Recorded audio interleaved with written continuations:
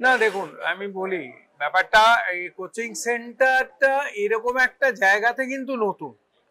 কলকাতায় বা দিল্লি এসব জায়গায় কোচিং সেন্টার আছে।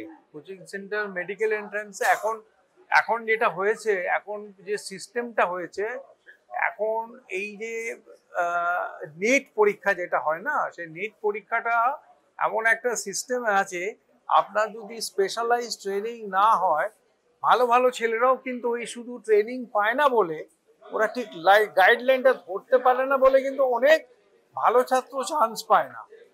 তো সেইটা বোলপুরের মতো একটা জায়গাতে করা মানে আপনারা এটার যে কতটা পজিটিভ ব্যাপারটা ভাবতে পারেন। কারণ অনেক আছে, অনেক প্রত্যন্ত জায়গার ছেলে মেয়েরা তাদের আর্থিক অভাবের জন্যই বা অন্যান্য যে কোনো কারণেও তারা দিল্লিতে গিয়ে কলকাতায় এসে এই ট্রেনিং গুলো চট করে নিতে পারে না।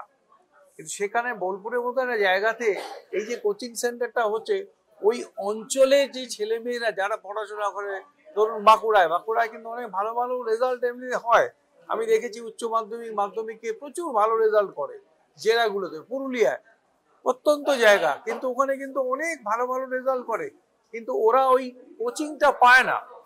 আজকে এই যে উদ্যোগটা করা হয়েছে, এটা একটা বিরাট ব্যাপার।